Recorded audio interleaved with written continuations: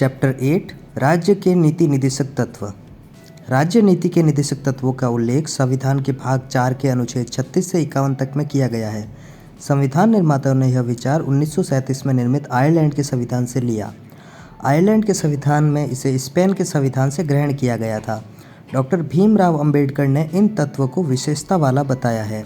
मूल अधिकारों के साथ निदेशक तत्व संविधान की आत्मा एवं दर्शन है। ग्रैनविल ऑस्टिन ने निदेशक तत्व और अधिकारों को संविधान की मूल आत्मा कहा है। निदेशक तत्व की विशेषताएं। राज्य की नीति के निदेशक तत्व नामक इस उक्ति से यह स्पष्ट होता है कि नीतियों एवं कानूनों को प्रभावी बनाते समय राज्य इन तत्वों को ध्यान में रखेगा। ये संवैधानिक निर्देश या विधायिका, कार्यपालिका और प्रशासनिक मामलों में राज्य के लिए सिफारिशें हैं। अनुच्छेद 36 के अनुसार भाग 4 में राज्य शब्द का वही अर्थ है जो मूल अधिकारों से संबंधित भाग 3 में है। इसलिए यह केंद्र और राज्य सरकारों के विधायिका और कार्यपालिका अंगों, सभी स्थानीय प्राधिकरणों और देश में सभी अन्य लोक प्राधिकरणों को सम्मिलित करता है। निदेशक तत्व भारत शासन अधिनियम 1935 में उल्लिखित अनुदेशों के समान है। Doctor B R. अम्बेडकर के शब्दों में निदेशक तत्व अनुदेशों के समान है जो भारत शासन अधिनियम 1935 के अंतर्गत ब्रिटिश सरकार द्वारा गवर्नर जनरल और भारत की औपनिवेशिक कॉलोनियों के गवर्नरों को जारी किए जाते थे, जिसे निदेशक तत्व कहा जाता है। वह इन अनुदेशों का ही दूसरा नाम है। इनमें केवल यह अंतर है कि निदेशक तत्व विधायिका और कार्यपालिका के लिए अनुदेश है।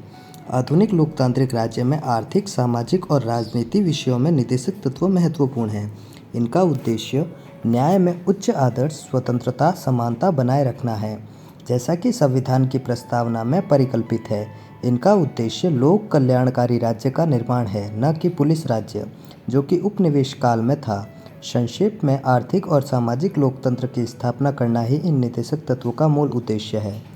निदेशक तत्वों की प्रकृति गैर न्यायोचित है, यानी कि उनके हनन पर उन्हें न्यायालय द्वारा लागू नहीं कराया जा सकता।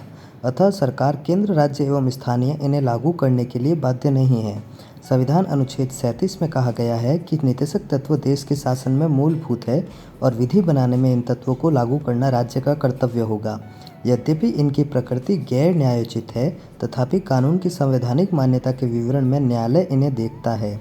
उच्चतम न्यायालय ने कई बार व्यवस्था दी है कि किसी विधि की संवैधानिकता का निर्धारण करते समय यदि न्यायालय यह पाए कि प्रश्नगत विधि निदेशक तत्व को प्रभावी करना चाहती है, तो न्यायालय ऐसी विधि को अनुच्छेद 14 या अनुच्छेद 19 के संबंध में तर्क संगत मांगते हुए असंवैधानिकता से बचा सकता है। निदेशक तत्वों का वर्गीकरण। हालांकि संविधान में इनका वर्गीकरण नहीं किया गया है, लेकिन इनकी दशा एवं दिशा के आधार पर इन्हें 3 व्यापक श्रेणियों समाजवादी, गांधीवादी और उदार बुद्धिजीवी में विभक्त किया गया है। समाजवादी सिद्धांत। ये सिद्धांत समाजवाद के आलोक में है। ये लोकतांत्रिक समाजवादी राज्य का खाका खींचते हैं, जिनका लक्ष्य सामाजिक एवं आर्थिक न्याय प्रदान कराना है। ये लोक कल्याणकारी राज्य की स्थापना का मार्ग प्रशस्त करते हैं। ये राज्य को निर्देश देते हैं कि लोक कल्याण की अभिवृद्धि के लिए सामाजिक, आर्थिक और राजनीतिक न्याय द्वारा सामाजिक व्यवस्था सुनिश्चित करना और आय, प्रतिष्ठा, सुविधाओं और अवसरों की समानता को समाप्त करना। अनुच्छेद 38। सुरक्षित करना। क. सभी नागरिकों को जीविका के पर्याप्त साधन प्राप्त करने का अधिकार। ख. सामूहिक हित के लिए समुदाय के भौतिक संसाधनों का समवितरण। ग. धन और उत्पादन के साधनों का संकेंद्रण रोकना। घ. पुरुषों और स्त्रियों को समान कार्य के लिए समान वेतन। ड. कर्मकारों के स्वास्थ्य और शक्ति तथा बालकों को बालात श्रम के से संरक्षण। च. बालकों को स्वास्थ्य विकास के अवसर। अनुच्छेद 39। सामान्य न्याय एवं गरीबों को निःशुल्क विधिक सहायता उपलब्ध कराना। अनुच्छेद 39 क. काम पाने के, शिक्षा पाने के और बेकारी, बुढ़ापा, बीमारी और निरक्षरता की दशाओं में लोक सहायता पाने के अधिकार को संरक्षित करना। अनुच्छेद 41। काम की न्याय संगत और मानवाचित दशाओं का तथा प्रसूति सहायता का उपबंध करना। अनुच्छेद 42। सभी कर्मकारों के लिए निर्वाह मजदूरी, शिष्ट जीवन स्तर तथा सामाजिक और सांस्कृतिक अवसर। अनुच्छेद 43। उद्योगों के प्रबंध में कर्मकारों के भाग लेने के लिए कदम उठाना। अनुच्छेद 43 क. पोषाहार स्तर और जीवन स्तर को ऊंचा करना तथा लोक स्वास्थ्य का सुधार करना। अनुच्छेद 47। गांधीवादी सिद्धांत। ये सिद्धांत गांधीवादी विचारधारा पर आधारित है। ये राष्ट्रीय आंदोलन के दौरान गांधी द्वारा पुनर्स्थापित योजनाओं का प्रतिनिधित्व करते हैं। गांधी जी के सपनों को साकार करने के लिए उनके कुछ विचारों को निदेशक तत्वों में शामिल किया गया है। ये राज्य से अपेक्षा करते हैं ग्राम पंचायतों का गठन और उन्हें आवश्यक शक्तियाँ प्रदान कर स्व सरकार की इकाई के रूप में कार्य करने की शक्ति प्रदान करना। अनुच्छेद 40 ग्रामीण क्षेत्रों में कुटीर उद्योगों व्यक्तिगत या सहकारी के आधार पर कुटीर उद्योगों को प्रोत्साहन। अनुच्छेद 43 सहकारी समितियों के स्वैच्छिक गठन, स्वायत्त संचालन, लोकतांत्रिक निमंत्रण तथा व्यावसायिक प्रबंधन को बढ़ावा देना। अनुच्छेद 43B अनुसूचित जाति एवं जनजाति और समाज के कमजोर वर्गों के शैक्षणिक एवं आर्थिक हितों को प्रोत्साहन और सामाजिक अन्याय एवं शोषण से सुरक्षा। अनुच्छेद 46 स्वास्थ्य के लिए नुकसानदायक नशीली दवाओं, मदिरा, ड्रग के औषधीय प्रयोजनों से भिन्न उपभोग पर प्रतिबंध। अनुच्छेद 47 गाय, बछड़ा व अन्य दुधारू पशुओं की बलि पर रोक और उनकी नस्लों में सुधार का प्रोत्साहन। अनुच्छेद 48 उदार बौद्धिक सिद्धांत इस श्रेणी में उन सिद्धांतों को शामिल किया है जो उदारवादिता की विचारधारा से संबंधित है। ये राज्य को निर्देश देते हैं भारत के समस्त राज्य क्षेत्र में नागरिकों के लिए एक समान सिविल संहिता। अनुच्छेद 44 सभी बालकों को 14 वर्ष की आयु पूरी करने तक निःशुल्क और अनिवार्य शिक्षा देना। अनुच्छेद 45 कृषि और पशुपालन को आधुनिक और वैज्ञानिक प्रणालियों से करना। अनुच्छेद 48 पर्यावरण का संरक्षण तथा संवर्धन और वन तथा वन्य जीवों की रक्षा। अनुच्छेद 48 राष्ट्रीय महत्व वाले घोषित किए गए कलात्मक या ऐतिहासिक अभिरुचि वाले संस्मारक या स्थान या वस्तु का संरक्षण करना। अनुच्छेद 39 राज्य की लोक सेवाओं में न्यायपालिका को कार्यपालिका से पृथक करना। अनुच्छेद 50 अंतर्राष्ट्रीय शांति और सुरक्षा की अभिवृद्धि करना तथा राष्ट्रों के बीच न्यायपूर्ण और सम्मानपूर्ण संबंधों को बनाए रखना। अंतर्राष्ट्रीय विधि और संधि बाध्यताओं के प्रति आदर बढ़ाना और अंतर्राष्ट्रीय विवादों को मध्यस्थ द्वारा निपटाने के लिए प्रोत्साहन देना। अनुच्छेद 51 नए निदेशक तत्व 42वें संशोधन अधिनियम 1976 में निदेशक तत्व की मूल सूची में 4 तत्व और जोड़े गए। इनकी भी राज्य से अपेक्षा रहती है। बच्चों के स्वस्थ विकास के लिए अवसरों को सुरक्षित करना। अनुच्छेद 39 समान न्याय को बढ़ावा देने के लिए और गरीबों को मुफ्त कानूनी सहायता प्रदान करने के लिए। अनुच्छेद 39A उद्योगों के प्रबंधन में श्रमिकों की भागीदारी को सुरक्षित करने के लिए कदम उठाने के लिए। अनुच्छेद 43A रक्षा और पर्यावरण को बेहतर बनाने और जंगलों और वन्य जीवन की रक्षा करने के लिए। अनुच्छेद 48A 44वें संशोधन अधिनियम 1978 एक और निदेशक तत्व को जोड़ता है जो राज्य से अपेक्षा रखता है कि वह आय, प्रतिष्ठा एवं सुविधाओं के अवसरों में असमानता को समाप्त करे। अनुच्छेद 38 86वें संशोधन अधिनियम 2002 में अनुच्छेद 45 की विषय वस्तु को बदला गया और प्राथमिक शिक्षा को अनुच्छेद 21 क के तहत मूल अधिकार बनाया गया। संशोधित निदेशक तत्वों में राज्य से अपेक्षा की गई है कि वह बचपन देखभाल के अलावा सभी बच्चों को 6 वर्ष की आयु तक निःशुल्क शिक्षा उपलब्ध कराएगा। सहकारी समितियों से संबंधित एक नया 97वां संशोधन अधिनियम 2011 द्वारा सहकारी समितियों से संबंधित एक नया नीति निर्देशक सिद्धांत जोड़ा गया। इसके अंतर्गत राज्यों से यह अपेक्षा की गई है कि वह सहकारी समितियों के स्वैच्छिक गठन, स्वायत्त संचालन, लोकतांत्रिक निमंत्रण तथा व्यावसायिक प्रबंधन को बढ़ावा दे। अनुच्छेद 43B निदेशक सिद्धांतों के पीछे संस्तुति संविधान सभा के संवैधानिक सलाहकार सर BN राव ने इस बात की संस्तुति दी कि व्यक्तित्व के आधार को 2 श्रेणियों न्यायोचित एवं गैर न्यायोचित में बांटा जाना चाहिए, जिसे प्रारूप समिति द्वारा स्वीकार कर लिया गया। इस तरह न्यायोचित प्रकृति वाले मूल अधिकारों को भाग 3 में उल्लिखित किया गया और गैर न्यायोचित निदेशक तत्व को संविधान के भाग 4 में रखा गया। यद्यपि निदेशक तत्व गैर न्यायोचित है, तथापि संविधान अनुच्छेद 37 में इस बात को स्पष्ट किया गया है कि ये तत्व देश के शासन में मूलभूत है। अतः यह राज्य का कर्तव्य होगा कि इन तत्वों को विधि बनाने में प्रयोग करे। अतः यह इनके अनुप्रयोग हेतु राज्य प्राधिकारियों पर नैतिक दायित्व अभ्यारोपित करता है, परंतु इसके पीछे वास्तविक शक्ति राजनीतिक है, अर्थात जनमत। अल्लादी कृष्णस्वामी अय्यर ने कहा था, लोगों के लिए उत्तरदायी कोई भी मंत्रालय संविधान के भाग 4 में वर्णित उपबंधों की अवहेलना नहीं कर सकता। इसी प्रकार डॉक्टर BR अम्बेडकर ने संविधान सभा में कहा था कि लोकप्रिय मत पर कार्य करने वाली सरकार इसके लिए नीति बनाते समय निदेशक तत्वों की अवहेलना नहीं कर सकती। यदि कोई सरकार इसकी अवहेलना करती है तो निर्वाचन समय में उसे मतदाताओं के समक्ष इसका उत्तर अवश्य देना होगा। संविधान निर्माताओं ने निदेशक सिद्धांतों को गैर न्यायोचित एवं विधि रूप से लागू करने की बाध्यता वाला नहीं बनाया, क्योंकि देश के पास उन्हें लागू करने के लिए पर्याप्त वित्तीय संसाधन नहीं थे। देश में व्यापक विविधता एवं पिछड़ापन इनके क्रियान्वयन में बाधक होगा। स्वतंत्र भारत को नए निर्माण के कारण इसे कई तरह के भारों से मुक्त रखना होगा, ताकि उसे इस बात के लिए स्वतंत्र रखा जाए कि उनके क्रम, समय, स्थान एवं पूर्ति का निर्णय लिया जा सके। इसलिए संविधान निर्माताओं ने तत्व को प्रस्तुत करने के लिए व्यवहारिक दृष्टिकोण को अपनाया और इन तत्वों में शक्ति निहित नहीं की। उन्होंने न्यायालयी प्रक्रिया से ज़्यादा जागरूक जनता के मतों में विश्वास प्रकट किया। निदेशक तत्वों की आलोचना। संविधान सभा के कुछ सदस्य एवं अन्य संवैधानिक एवं राजनीतिक विशेषज्ञों ने राज्य की नीति के निदेशक तत्वों की निम्नलिखित आधार पर आलोचना की है। कोई कानूनी शक्ति नहीं, मुख्यतः इनके गैर न्यायोचित चरित्र के कारण ही इनकी आलोचना की गई, जबकि के.टी. शाह ने इसे अतिरेक कर्मकांडी बताया और इसकी तुलना एक चेक जो बैंक में है उसका भुगतान बैंक संसाधनों की अनुमति पर ही संभव से की। नसरुद्दीन ने इनके लिए कहा, ये सिद्धांत नव वर्ष प्रस्तावों की तरह है जो जनवरी को टूट जाते हैं। यहाँ तक कि टी.टी. कृष्णमचारी ने इनके लिए कहा, भावनाओं का एक स्थायी कूड़ाघर। के.सी. वेयर ने इन्हें लक्ष्य एवं आकांक्षाओं का घोषणा पत्र कहा और इन्हें धार्मिक उपदेश बताया, तथा सर आइवर जेनिंग्स ने इन्हें कर्मकांडी आकांक्षा कहते हैं। तर्कहीन व्यवस्था। आलोचकों ने मत दिया कि इन निदेशकों को तार्किक रूप में निरंतरता के आधार पर व्यवस्थित नहीं किया गया है। एन श्रीनिवासन के अनुसार इन्हें न तो उचित तरीके से वर्गीकृत किया गया है और न ही तर्कसंगत तरीके से व्यवस्थित किया गया है। इनकी घोषणा कम महत्व के मुद्दों को अत्यावश्यक आर्थिक एवं सामाजिक मुद्दों से मिलाती है।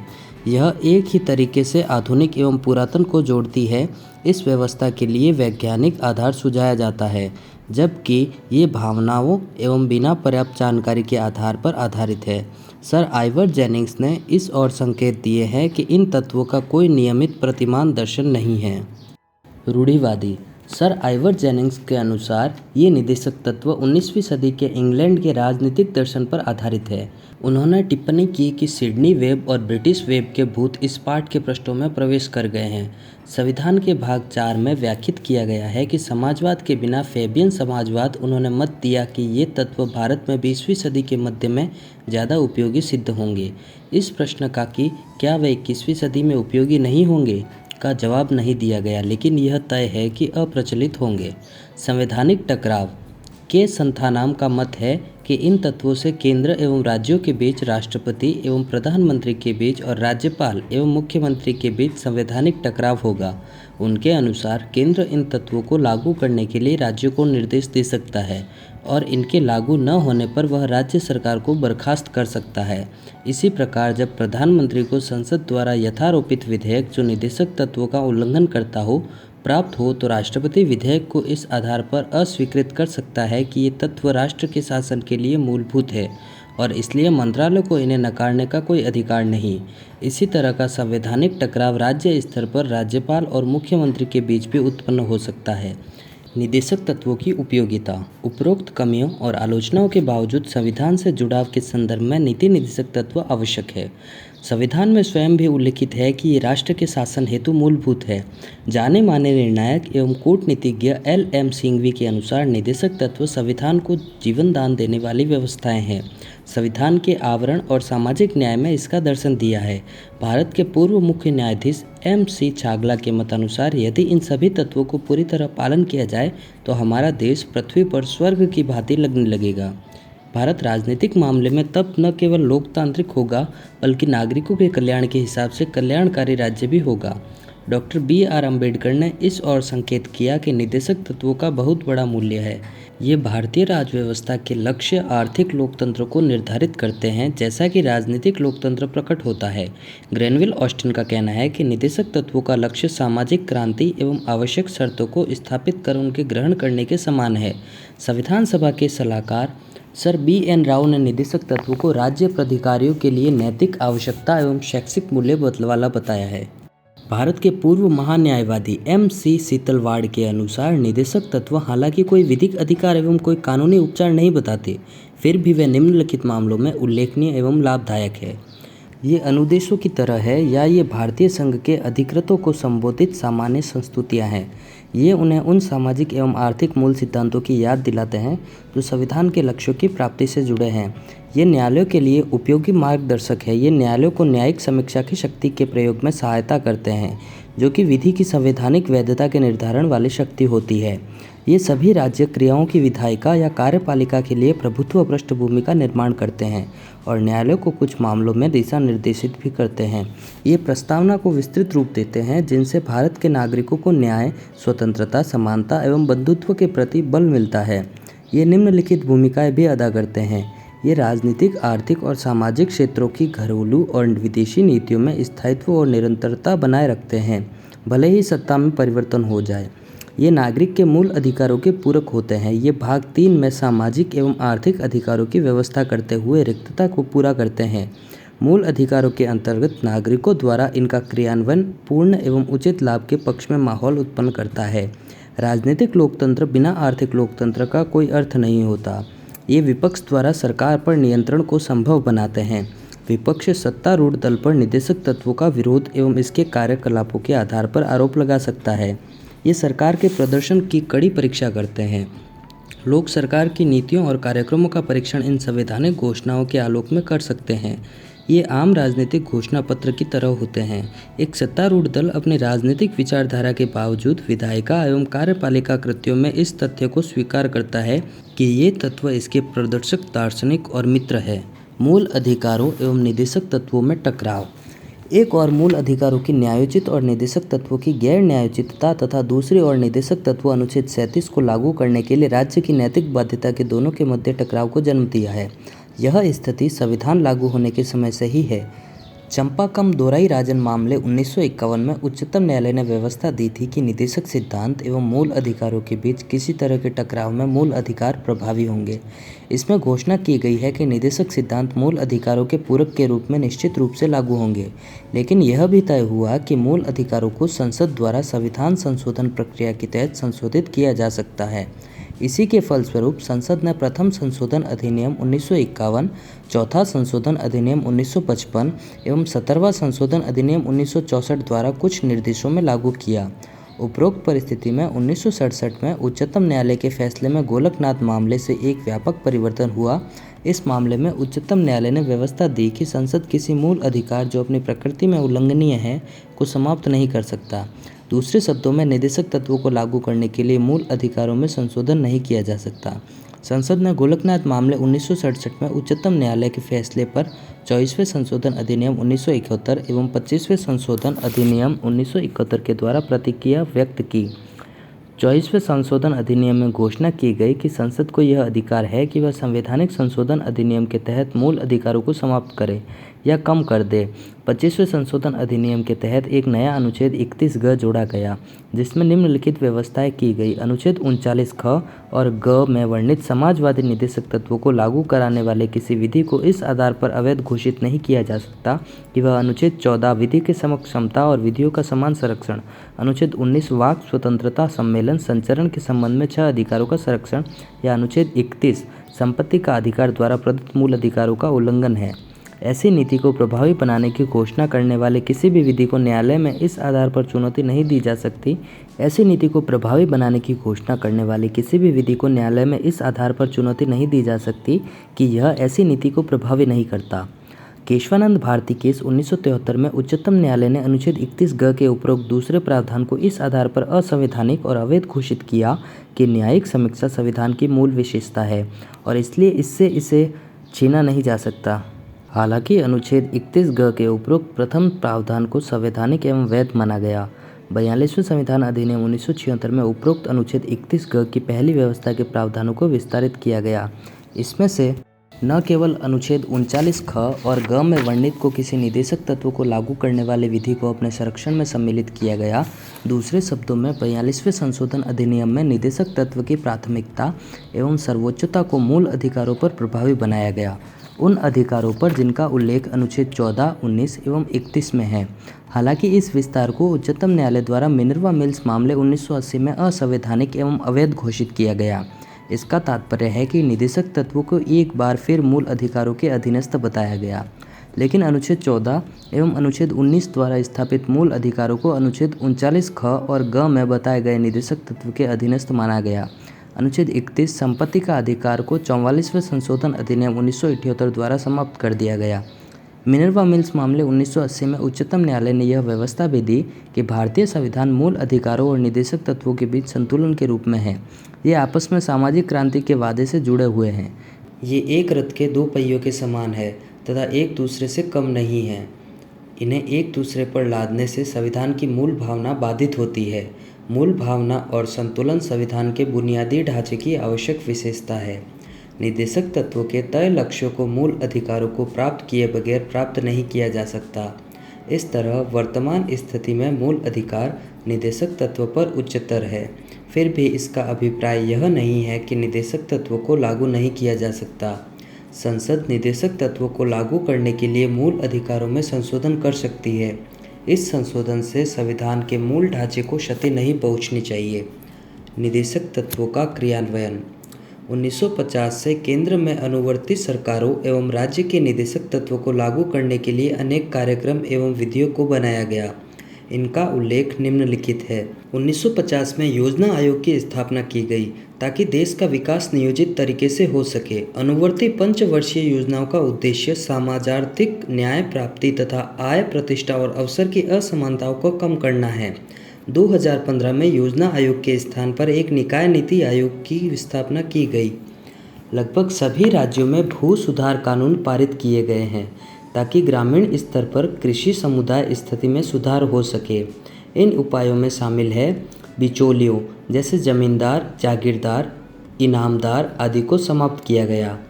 किराएदारी सुधार जैसे किराएदार की सुरक्षा, उचित किराया आदि।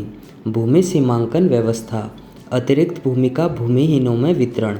सहकारी कृषि, न्यूनतम मजदूरी अधिनियम 1948, मजदूरी संदाय अधिनियम 1936, बोनस संदाय अधिनियम 1965, ठेका श्रम विनियमन और उत्साधन अधिनियम 1970, बाल श्रम प्रतिषेध और विनियमन अधिनियम 1986, बंधुआ श्रम पद्धति उत्साधन अधिनियम 1976, व्यवसाय संघ अधिनियम 1926, कारखाना अधिनियम 1948, खान अधिनियम 1952, औद्योगिक विवाद अधिनियम 1947, कर्मकार प्रतिकार अधिनियम 1923 आदि को श्रमिक वर्गों के हितों के संरक्षण के लिए लागू किया गया है। वर्ष के हितों के संरक्षण के लिए लागू किया गया है। वर्ष 2006 में सरकार ने बाल श्रम पर प्रतिबंध लगाया। 2016 में बाल श्रम निषेध एवं विनियम अधिनियम 1986 का नाम बदलकर बाल एवं किशोर श्रम निषेध एवं अविनियम अधिनियम 1980 कर दिया गया। प्रसूति प्रसुविधा अधिनियम 1961 और समान पारिश्रमिक अधिनियम 1976 को महिला कर्मचारियों के हितों की रक्षा के लिए बनाया गया। सामान्य वस्तुओं के प्रोत्साहन हेतु वित्तीय संसाधनों के प्रयोग के लिए कुछ पैमाने तय किए गए। इनमें शामिल है जीवन बीमा का राष्ट्रीयकरण 1956, 14 प्रमुख बैंकों का राष्ट्रीयकरण 1969, सामान्य बीमा का राष्ट्रीयकरण 1971, शाही खर्च की समाप्ति 1971 आदि। विधिक सेवा प्राधिकरण अधिनियम 1987 का राष्ट्रीय स्तर पर गठन किया गया ताकि गरीबों को निःशुल्क एवं उचित कानूनी सहायता प्राप्त हो सके। इसके अलावा समान न्याय को बढ़ावा देने के लिए लोक अदालतों का गठन किया गया। लोक अदालत संवैधानिक फोरम है जो कानूनी विवाद का निपटारा करते हैं। इन्हें जन अधिकार अदालतों के समान स्तर दिया गया। इनके निर्णय मानने की बाध्यता होती है और इनके फैसले के विरुद्ध किसी न्यायालय में कोई अपील नहीं है। खादी एवं ग्राम उद्योग बोर्ड, खादी एवं ग्राम उद्योग आयोग, लघु उद्योग आयोग, राष्ट्रीय लघु उद्योग निगम, हैंडलूम बोर्ड, हथकरघा board, coir board, silk board आदि की ग्रामीण क्षेत्रों में कुटीर उद्योग विकास के लिए स्थापना की गई है। सामुदायिक विकास कार्यक्रम 1952, पर्वतीय क्षेत्र विकास कार्यक्रम 1960, सूखा संभावित क्षेत्र कार्यक्रम 1973, न्यूनतम आवश्यकता कार्यक्रम 1974, एकीकृत ग्रामीण विकास योजना 1978, जवाहर रोजगार योजना 1989, स्वर्ण जयंती ग्राम स्वरोजगार योजना 1999, संपूर्ण ग्रामीण रोजगार योजना 2001, राष्ट्रीय ग्रामीण रोजगार गारंटी योजना 2006 आदि को मानक जीवन जीने के उद्देश्य से प्रारंभ किया गया। वन्य जीव संरक्षण अधिनियम 1972 एवं वन संरक्षण अधिनियम 1980 को वन्य जीवों एवं वनों के लिए सुरक्षा कवच के रूप में प्रभावी बनाया गया। जल एवं वायु अधिनियमों ने केंद्र एवं राज्य प्रदूषण नियंत्रण बोर्ड स्थापित किए, जो पर्यावरण की सुरक्षा एवं सुधार में कार्यरत है। राष्ट्रीय वन नीति 1988 को उद्देश्य वनों की सुरक्षा, संरक्षण और विकास करना है। कृषि को आधुनिक बनाया गया। इसमें कृषि उपायों में सुधारों के अलावा बीज, खाद एवं सिंचाई सुविधा उपलब्ध कराई गई। पशु चिकित्सा की आधुनिकता के लिए कई कदम उठाए गए। त्रिस्तरीय पंचायती राज व्यवस्था ग्राम, तालुक एवं जिला स्तर को चालू किया गया, ताकि गांधी जी का सपना कि हर गांव गणतंत्र हो साकार हो सके। 73वें संशोधन अधिनियम 1992 को इन पंचायती राज संस्थानों को संवैधानिक दर्जा देने के लिए प्रभावी बनाया गया। शैक्षणिक संस्थानों, सरकारी नौकरियों एवं प्रतिनिधि निकायों में अनुसूचित जाति, जनजाति एवं कमजोर वर्गों के लिए सीटों को सुरक्षित किया गया। अस्पृश्यता अपराध अधिनियम 1955 को सिविल अधिकार संरक्षण अधिनियम 1976 नया नाम दिया गया और अनुसूचित जाति और अनुसूचित जनजाति अत्याचार निवारण अधिनियम 1989 को अनुसूचित जाति एवं जनजाति की सुरक्षा में प्रभावी बनाया गया, ताकि उन्हें शोषण से मुक्ति और सामाजिक न्याय मिले। 65वें संविधान संशोधन अधिनियम 1990 के तहत अनुसूचित जाति एवं जनजाति के लिए राष्ट्रीय आयोग की स्थापना की गई, ताकि उनके हितों की रक्षा हो सके। बाद में 89वें संविधान संशोधन अधिनियम 2003 ने इस संयुक्त आयोग को दो पृथक निकायों अर्थात राष्ट्रीय अनुसूचित जाति आयोग और राष्ट्रीय अनुसूचित जनजाति आयोग में बांट दिया। अनेक राष्ट्रीय स्तर के आयोगों का गठन समाज के कमजोर वर्गों के सामाजिक, शैक्षिक एवं आर्थिक हितों के संवर्धन एवं संरक्षण के लिए किया गया है। इनके अंतर्गत शामिल है पिछड़े वर्गों के लिए राष्ट्रीय आयोग 1993, राष्ट्रीय अल्पसंख्यक आयोग 1993, राष्ट्रीय महिला आयोग 1992 तथा राष्ट्रीय बाल अधिकार संरक्षण आयोग 2007।